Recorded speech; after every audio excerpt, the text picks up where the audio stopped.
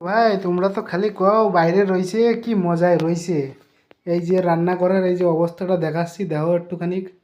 ওই যে বোদা পড়ে রয়েছে, থালা বাসন এক গাদা থালা বাসন পড়ে রয়েছে। হ্যাঁ, এখনো মাজি নাই সকালবেলায়। কালকে রাত্রির তা এখনো মাজি নাই, সকালে উঠেছি লেট হয়ে গেছে, ঘুমের থেকে উঠতি ডিউটিতে যাতে লেট হয়ে গেছে, মাজি নাই এভাবে বাড়া পড়ে রয়েছে। হুম। আর এই যে এইদিকে ভাত বসাইছি, খালি দিছি দুটো ডিম সিদ্ধ, একটা আলু সিদ্ধ, একটা টমেটো সিদ্ধ আর চাল। এই বসাইছি, এই খাবো। বুঝলা?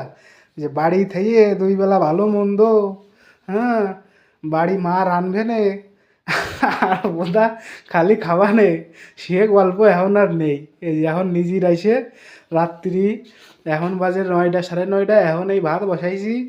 আর এই যে এখনও থালা বাসন ধুতে হবে, পড়ে রয়েছে, রান্নাঘরের অবস্থাটাও ভালো না, এখনও পরিষ্কার মরিষ্কার করতে হবে, সে বোধহয় মেলা কাজ। আর তোমরা তো কও বাইরে রয়েছে কত মজাই। হ্যাঁ, এই যে ঘর মুছতে হবে এখনও। আর ওটা তো কিছু না, এখনও যে ভাত বসাইছি, এই যে জামা কাপড়, এই যে জামা কাপড়, এই যে এক গাদা জামা কাপড় এই যে রয়েছে, এখন এই রাত্রিবেলায় ঠান্ডার মধ্যে এই বাল যদি ধুতি হয়, ঠিক তো পাও না বাড়ি মা, জামা কাপড় খুলে টান দিয়ে ফেলাই দিয়ে না মা দেও।